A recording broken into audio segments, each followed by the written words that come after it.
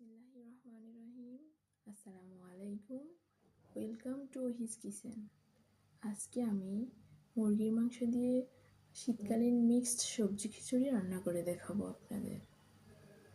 এই খিচুড়িটা তৈরি করতে যে উপকরণগুলো প্রয়োজন, প্রথমে আমি উপকরণগুলো দেখিয়ে নেব।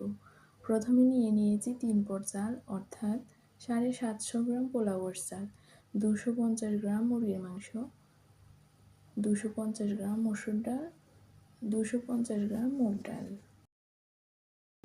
1 কাপ পরিমাণ বাঁধাকপি কুচি করে কেটে নিয়েছি, 2টা মাঝারি সাইজের গাজর, 1 কাপ পরিমাণ ফুলকপি, 5টা আস্ত কাঁচামরিচ,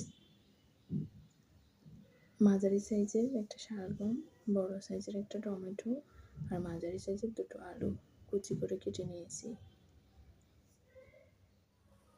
আর নিয়েছি 1 টেবিল চামচ ধনিয়ার গুঁড়া, 1 টেবিল চামচ লাল মরিচের গুঁড়া, 1 টেবিল চামচ গরম মশলার গুঁড়া, 1 টেবিল চামচ হলুদের গুঁড়া, 1 টেবিল চামচ জিরার গুঁড়া,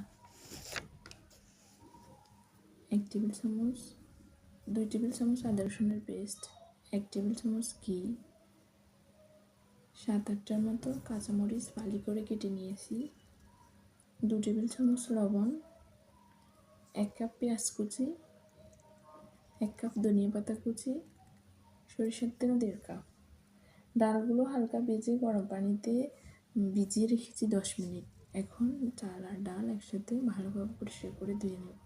পাতিল গরম হলে তেল দিয়ে দেবো আগে থেকে কেটে রাখা গাজর, একে সবগুলো সবজি দিয়ে দেবো। 2 থেকে 3 মিনিটের মতো ভেজে নেব। ভাজা হয়ে গেলে অন্য পাত্রে উঠিয়ে নেব। আগে থেকে নিয়ে রাখা বাকি তেল দিয়ে দেব। পেঁয়াজ হালকা ভেজে দিয়ে দেব, কাঁচামরিচ দিয়ে দেব, আগে থেকে নিয়ে রাখা সব মশলাগুলো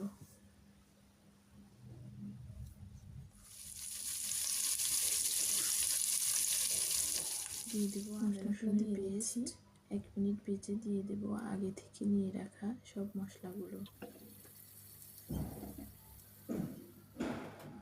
মশলাগুলো দিয়ে দেওয়া হয়ে গেলে 1 কাপ পরিমাণ পানি দিয়ে মশলাগুলো কষিয়ে নেব। তারপর দিয়ে দেব মুরগির মাংস কষানো হয়ে গেছে। এবার দিয়ে দেব ডাল আর চাল।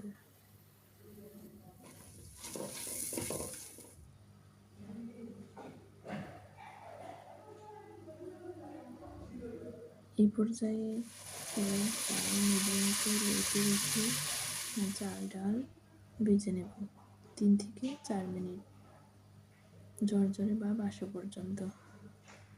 দিয়ে দেব আগে থেকে ভেজে রাখা সবজিগুলো, দিয়ে দেব গরম পানি চাল ডালের দ্বিগুণ।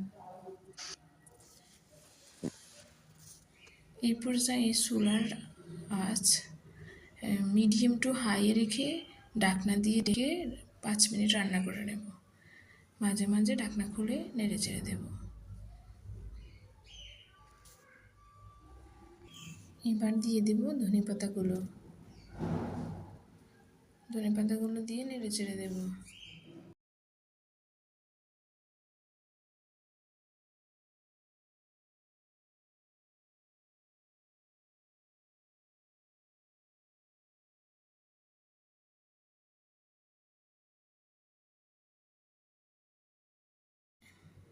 এ পর্যায়ে দিয়ে দেব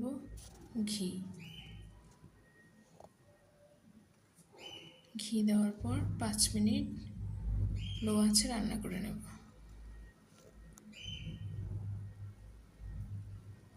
এবার গরম গরম পরিবেশন করব। রেসিপিটি কেমন হয়েছে কমেন্টে জানাতে ভুলবেন না।